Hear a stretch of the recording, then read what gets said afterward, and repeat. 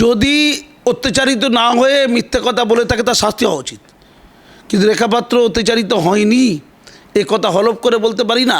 কিন্তু এক্ষেত্রে যেটা দেখলাম, তাকে কি করেছে, তাকে বলেছে তুমি তোমাকে আমার খুব ভালো লাগে, কন্যা হিসাবে তো ভালো লাগতে পারে, তুমি দেখতে খুব সুন্দর, এটা বলেছে তো।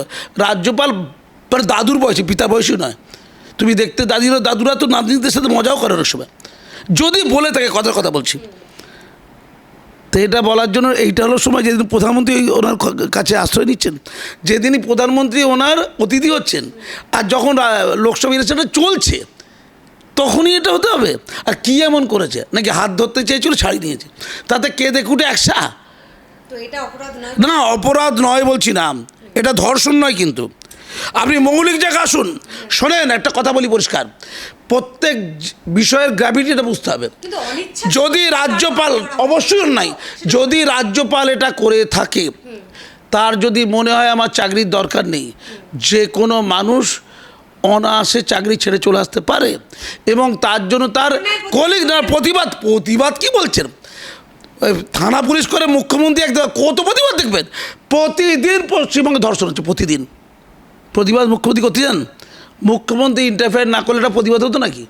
মুখ্যমন্ত্রী যদি না চাইতেন এটাকে বড় করে দেখব, এটা আলোচ্য বিষয় হতো না, আপনাকে বলে দিচ্ছি। আপনি মোটিভ বুঝতে হবে, মহিলাদের মর্যাদা আছে, পুরুষদের মর্যাদা নেই। একটা সম্মানীয় পুরুষকে যদি কেউ ইচ্ছা করে মেলাইন করতে চায়, আপনি সাজানো বাজানো যাচ্ছি না, একজন সম্মানীয় পুরুষকে একজন মহিলা মেলাইন করে তার ক্ষতিগ্রস্ত করলো, তারপরে তার কোনো শাস্তি হলো না, ও তো ফাঁসি হওয়া উচিত যারা এইসব অন্যায়গুলো করছে। পুরুষদের ইজ্জতের কোনো মূল্য নেই, পুরুষদের শরীরের কোনো মূল্য নেই। পুরুষরা জয় হদল কুতকুত, অমিত শাহ পুরুষ, হদল কুতকুত, এ কী ভাষা? নাড্ডাজি পুরুষ, নাড্ডা কাড্ডা ফাড্ডা হাড্ডা হাড্ডা লাড্ডা কাড্ডা, এ কি? অমিত শাহ পুরুষ, এই প্রধানমন্ত্রী পুরুষ। কার্টুনে দেখা যাচ্ছে তিনি পাহাড় দিয়ে উঠছেন, মানে বাংলায় উঠছেন পাহাড় দিয়ে, মাননীয় শাড়ি পরে ঠ্যাং তুলে তাকে লাথি মেরে ফেলে দিচ্ছে তলায়। এটা মহিলায় করলে তো আপনি চিৎকার করতেন। তাহলে মহিলাদের যদি অশ্লীলতার প্রশ্ন উঠতে পারে, কোনো মহিলা যখন পুরুষদের সাথে এই কাজটা করবে, সেটা অশ্লীলতা নয়। বাক্যের মধ্যেও কি অশ্লীলতা থাকে না? বাক্যের মধ্যেও কি শ্লীলতানি থাকে না? আমি যদি আপনাকে কুবাক্য বলি, সেটা তো শ্লীলতানি। তেমন উল্টে আপনি যদি আমাকে কুবাক্য বলেন, আপনাকে তো শ্লীলতানি কেসে জেলে ঢুকিয়ে দেবো আমি। এটা হওয়া উচিত, আইন বরাবর হতে হবে। কার কথা বলছেন? এই মহিলাদের বিশেষ সুযোগের অধিকার, এগিয়ে থাকা, সুযোগ সুবিধা পাওয়া অগ্রবর্তী মহিলারা নেয়, মিসইউজ করে। যেমন 498 ধারা মিসইউজ করছে। আর যারা গরিব, অসহায়, আদিবাসী, পিছিয়ে পড়া, তার ক্ষতিগ্রস্ত হয়, তাদের পাশে কেউ থাকে না, তাদের পাশে কেউ থাকে না। এই যে 3 তালাক, ইনস্ট্যান্ট ট্রিপল তালাক ছিল পাপ, ইনস্ট্যান্ট ট্রিপল তালাক তোমার তালাক হয়ে গেল। 1400 বছর ধরে এই বাংলায় তথা ভারতে ছিল। 1400 বছর আপনি কজন মহিলা ক্ষতিগ্রস্ত হয়েছে আমি সংখ্যা যাচ্ছি না, হয়েছে 2, 4, 10, 2 লাখ 4 লাখ হয়েছে। তো ওটা তো অন্যায়, ওটা তো ইসলাম বিরোধীও। তো ওইটার বিরুদ্ধে যখন সুপ্রিম কোর্ট জনগণের রায় চাইছে, তখন পার্থ চট্টোপাধ্যায় একটা কথা বলেছিলেন, যে যার স্বামী তার বউকে কিভাবে রাখবে, ফেলবে, মারবে, ধরবে, এটা তার কাজ, আমরা কেন নাক গলাবো? আরে বাবা, কি স্বাধীনতা পুরুষদের! ওটা তো পুরুষ, অর্পিতাকে দেখতে পেয়েছেন, পুরুষ, ওটা হচ্ছে কালপুরুষ। ওই 3 তালাক বন্ধ করার জন্য এই কাজী মাসুম আক্তার একটা টিম গঠন করে, একটা সংগঠনের আন্ডারে 1 লক্ষের মতো মুসলিম মহিলাদের, মূলত মুসলিম মহিলাদের সিগনেচার সংগ্রহ করে যে 3 তালাক বন্ধ করতে হবে, সুপ্রিম কোর্ট যেটা চেয়েছিল ভারতবাসীর কাছ থেকে, সেটাকে সাকার করার জন্য 1 লক্ষ প্লাস মুসলিম মহিলাদের বা বুদ্ধিজীবীদের সিগনেচার সংগ্রহ করে মাননীয় রাষ্ট্রপতি, মাননীয় প্রধানমন্ত্রী, সুপ্রিম কোর্টের চিফ জাস্টিসকে মেমোরেন্ডাম তৈরি করে আমরা দিয়েছিলাম। যন্তর মন্ত্রের ধর্না, কলকাতা, দিল্লি প্রেস ক্লাবে প্রেস কনফারেন্স, কলকাতা প্রেস ক্লাবে অন্তত 10 বার প্রেস কনফারেন্স, খবরের কাগজে লেখা তোলপাড় করা হয়েছিল রাজ্য 2017 সালে।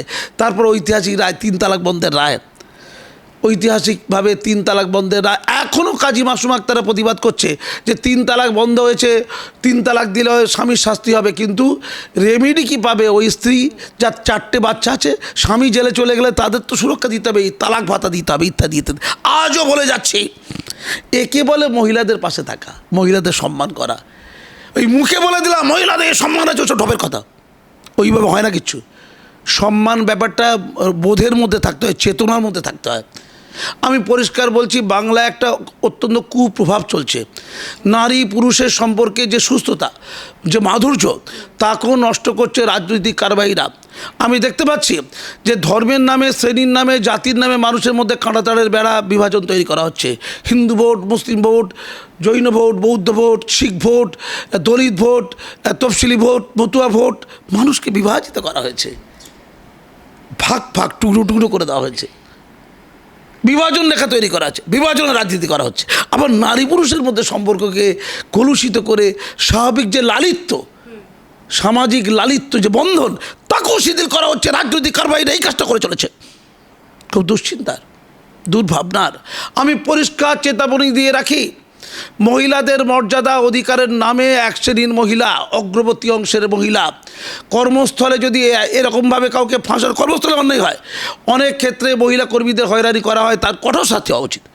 কিন্তু অনেক ক্ষেত্রে তাদের অন্যায় দাবি দাবা কোনো অফিসার, কোনো তার ঊর্ধ্বতন কর্তৃপক্ষ, কোনো পুরুষ যখন অন্যায় দাবি দাবা মেনে নেয় না, আমি অজস্র উদাহরণ, আমি 200 উদাহরণ দিতে পারি আপনাকে, 200 উদাহরণ দিতে পারি আপনাকে।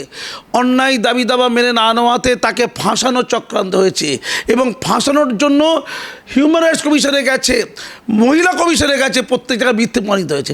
যখন মিথ্যে প্রমাণিত হচ্ছে, ওই মহিলা কোনো শাস্তি হচ্ছে না। মধ্যিকার এই পুরুষটি অত্যাচারিত হয়ে মানসিক দ্বন্দ্বে, যন্ত্রণায় ভুগছে। অজস্র উদাহরণ, গোটা রাজ্যে, গোটা দেশে। আমি রাজ্যের কথা বলছি, দেখতে পাবেন। কোনো মহিলাদের শাস্তি নেই কেন? একটি মিথ্যে অভিযোগ করার পরে যখন প্রমাণিত হবে ওটা মিথ্যে, ওই পুরুষের যে শিরোধানি ঘটলো, অসম্মান ঘটলো, বেইজ্জত হলো, মানসিক টর্চার হলো, তো ফাঁসি হওয়া উচিত। আইন ধারা তৈরি করুন, ধারা। ইয়ার কি বেচারা কি? মহিলারা তাদের যে ইজ্জত, সেই ইজ্জতের দোহাই দিয়ে পুরুষদের বেইজ্জত করবে, এটা কি একটা ব্যবসার নাম? এমনটা কিন্তু এখন বাড়ছে, তিলে তিলে বাড়ছে, এবং একটা শ্রেণীর মহিলারা এটা করছে, যারা নিজেদের এগিয়ে থাকা বলে দাবি করে, যারা সব পেয়েছি দেশে বলে দাবি করে। পিছিয়ে পড়া, অন্তজ গরিব, অসহায় মহিলারা কিন্তু অত্যাচারিতই হচ্ছে। সব নয়, একটা অংশ করছে, এটা পরিষ্কার করে। আমি আপনাকে 200 উদাহরণ দেবো, কথা বলছি। হিউম্যান রাইটস কমিশনে মিথ্যে কমপ্লেন করেছে, মিথ্যে প্রমাণ হয়ে গেছে। মহিলা কমিশনে গিয়ে কমপ্লেন করেছে, মিথ্যে প্রমাণ। কত জায়গায় মিথ্যে প্রমাণ করতে বলুন তো? এখন তো এই মহিলাকে বহন করতে হবে। রাজ্যপাল যেটা করে অভিযোগ করে সেটা সত্য। এই মহিলার দায়, রাজ্যপালের দায় নয়। এটা মাননীয় রাজ্যপালের দায় নয় যে মেয়েটি মিথ্যে বলছে প্রমাণ করা, এই মহিলাটির দায়, সে সত্য বলছে প্রমাণ করা। এটা করলে খুব ভালো হয় নাকি? এটা একটা নিম্ন রুচির কর্মকাণ্ড রাজ্যে শুরু হয়ে গেছে। একে বলে ফিমেল হানি ট্র্যাপ। এই ট্র্যাপে ফেলা হচ্ছে। এবং আমি যেটা ফিল করছি, প্রাইভেট বড় বড় কোম্পানিতে অনেক ক্ষেত্রে যারা ঊর্ধ্বতন কর্তৃপক্ষ, বস, মালিক, তারা অনেক সময় মহিলাদের সাথে অন্যায় করে, এটা অপরাধ, তার শাস্তি হওয়া উচিত। কিন্তু অনেক ক্ষেত্রে, বিশেষ করে সরকারি বিভিন্ন প্রতিষ্ঠানগুলোতে, যেখানে অন্যায় ফ্যাসিলিটি কিছু পেতে চায়, এমন আছে। আমি পরিষ্কার করে বলছি, অন্যায় ফ্যাসিলিটি, বেআইনি কাজ, বিশৃঙ্খলা, ফাঁকিবাজি, যখন তার বস সেটা রুখতে চাইবে, যখন ঊর্ধ্বতন কর্তৃপক্ষ রুখতে চাইবে, তাদেরকে মহিলা হিসেবে ফাঁসি দেওয়ার চেষ্টা করা হয়। এমন যদি হয়, তাহলে মহিলারা তো বিভিন্ন প্রাইভেট কোম্পানিতে, সরকারি কোম্পানির কথা বাদ দিলাম, প্রাইভেট কোম্পানিতে চাকরি পাবে না। লোক তো ভয়ে চাকরি দেবে না। ওরে বাবা, যারা স্বচ্ছ সৎ লোক, যাদের আত্মসম্মান বোঝায়, তাদের চাকরি দেবে না। এতে তো মহিলারা ক্ষতিগ্রস্ত হবে। এই তো আমার মতো লোকেরা বলে দেবে, কোনো মহিলা ইন্টারভিউ দিতে, আমি ইন্টারভিউ দেবো না। আপনার কোম্পানিগুলো যে সব চ্যালেঞ্জগুলো আছে, মহিলাদের সরিয়ে দেবে। এমন যদি গণহারে পুরুষরা বলতে থাকে। আপনাদের জাস্টিস অভিজিৎ গাঙ্গুলি সম্পর্কে অভিযোগ করেছে, শুনলাম আর কি, জানি না সেটা সত্য কিনা, আমি শুনছিলাম। অশোক গাঙ্গুলি অভিযোগ, সব যত বিখ্যাত লোক অভিযোগ। আমি বলছি না কেউ কেউ করেন অন্যায়, অন্যায় করে। কটা লোকের অন্যায় করার পর তার শাস্তি হয়েছে বলুন? কজন জেলে গেছে বলুন? কেন যায়নি? জেলে যায়নি কেন? উত্তর দিন। ন্যায় কাকে বলে? কোনো পুরুষ অপরাধ করেছে, অন্যায় করেছে, শিলতানি করেছে, আরও কিছু করেছে, তার জেল, তার জরিমানা, তার ফাঁসি। শুধু ধনঞ্জয়দের ফাঁসি হবে? গরিব লোকগুলোর, প্রখ্যাত বিশিষ্ট লোকের কটার জন্য জেল হয়েছে? উত্তর দিন আমাকে। কেন জেলে না বলুন? না, বলা হয়েছে ওই বিশ্বভারতীর যিনি ওই ভাইস চ্যান্সেলার ছিলেন, তিনি নাকি সবগুলো অন্যায়ের সাথে, কি বিদ্যুৎবাবু নাকি, এই আমাকে গতকালকে টিভি চ্যানেলে চিৎকার করে বলছিল বিজেপির কোন কোন লোকগুলো নাকি সব অপরাধে যুক্ত। তা বিদ্যুৎবাবু যদি এরকম কিছু করেও থাকে, ধরলাম করেছে, যেটা দাবি করা হয়েছে, তার শাস্তি হয়নি কেন? সেটা প্রমাণিত করে তো জেলে থাকার কথা, বাইরে ঘুরে বেড়াচ্ছে কেন? যদি আমি সত্যি করে, বা ওই যে ফটোগ্রাফার, উনি পুরুষ, উনি সত্যি করে পাপ করে থাকে, কেউ যদি অভিযোগ করে, আমার পরিষ্কার কথাবার্তা, অভিযোগ প্রমাণিত হবে এবং ওই পুরুষটির শাস্তি হবে, কঠিন শাস্তি হবে, কঠিন। শুধু মুখে কেচ্ছা হবে না, কেচ্ছা হবে না। আমাদের এখানে কেচ্ছাটাই শুধু হয়, শাস্তিবাদী কিছু হয় না। উল্টো দিকে বলে, যদি কোনো মহিলা ইচ্ছাকৃতভাবে কারো দ্বারা পরিচিত হয়, কারো কাছ থেকে কিছু লেনদেনের বিনিময় হয় না, লেনদেন হয় তো। পৃথিবীর সবচেয়ে বড় যে ব্যবসা, সেটা একটা দেহের ব্যবসা, পৃথিবীর সবচেয়ে বড় ব্যবসা, ওটা লেনদেনে হয়। হ্যাঁ, লেনদেন হয় তো, মিথ্যা কথা বলে তো লাভ নেই। ভাবের ঘরে চুরি করে লাভ আছে নাকি? কাদার মধ্যে মাটির মধ্যে কাদার মধ্যে মুখটা ঢুকিয়ে রাখলে কি প্রলয় বন্ধ হবে? সত্য কথা এইটা। যেখানে লেনদেনের জন্য এতটা নিচে নামা যায়, আমি নিচে নামা বলছি না, ওটা মানুষ বাধ্য হয়, অনেক সময় নামে, অনেক ইচ্ছা করে, অনেকে বাধ্য হয়। তারা ওই দুটো মিথ্যে কথা বলে 1 লাখ টাকা 2 লাখ টাকা নিতে পারে না। কে বলেছে বলুন তো? একটা পদ নিতে পারে না, একটা জায়গা দখলদারি নিতে পারে, কে বলেছে এটা? ফলে সেই ক্ষেত্রে যদি কোনো মহিলা কারো ক্ষেত্রে অভিযোগ তৈরি করে, সে অভিযোগ যদি মিথ্যে প্রমাণিত, ওই মহিলার চরম শাস্তি হওয়া উচিত, দৃষ্টান্তজনক শাস্তি হওয়া উচিত, তবে কিন্তু সমাজ বাঁচবে। আপনি সন্দেশখালি বলছেন, সন্দেশখালিতে অতগুলো মহিলা মিথ্যে বলেছে, এটা রাজ্য সরকারের যে গোয়েন্দা বিভাগ প্রমাণ করুক, এবং যদি এটা মিথ্যে বলে থাকে, সমস্ত মহিলা শাস্তি হওয়া উচিত। আর যদি মহিলাদের এই বক্তব্য সত্য হয়ে থাকে, যারা এটা মিথ্যা বলে প্রপাগান্ডা করার চেষ্টা করছে, ওদের শাস্তি হচ্ছে, প্রধানমন্ত্রী হোক, মুখ্যমন্ত্রী হোক, তাদের শাস্তি হওয়া উচিত, শাস্তি সমান হবে। রাজ্যপালদের বিরুদ্ধে কোনো পদক্ষেপ নেওয়া যাবে না কেন? রাজ্যপালদের বিরুদ্ধে যদি কোনো অভিযোগ ওঠে, সেটাও একটা নির্দিষ্ট আঙ্গিকে মূল্যায়িত হবে, বিবেচিত কেন হবে না? আমি তো বলছি এটা রাজ্যপালের জন্য ক্ষতিকর হলো। মাননীয় রাজ্যপালের এই বিরুদ্ধে যে অভিযোগ, সেটা যদি মূল্যায়িত না হয়, তাহলে তো লোক ভাববে ডাল মে কুচ কালা হ্যায়, তার কালিমাটা নিয়েই তাকে রয়ে যেতে হবে। কালকে টিভি চ্যানেলে একজন বলছিল, রাজ্যপালের বিরুদ্ধে এরকম অভিযোগ, রাজ্যপালের নৈতিক কারণেই পদ থেকে চলে যাওয়া উচিত। তো নৈতিক কারণে পদ থেকে চলে গেলে তাহলে তো যে কোনো সময় মহিলারা, আরও অজস্র মহিলার যে সমাজে যারা এগুলো করতে পারে না। কে বলেছে? হানিটার কথাটা কি দুনিয়াতে উঠে গেছে নাকি? গোটা ওয়ার্ল্ডে চলে, গোটা পৃথিবীতে চলে, আমাদের সমাজে বেশি করে চলে। তাহলে তো প্রধানমন্ত্রীর বিরুদ্ধে একজন দিয়ে দিল ক্লেম, বলবো তাকিয়েছিল, ওই তো যেতে হয়তো স্টেজে রাষ্ট্রপতি ঘটনাচক্রে মহিলা, ধরুন পুরুষ রাষ্ট্রপতি, মুখ্যমন্ত্রী ধরুন মহিলা, আমাদের রাজ্যপাল,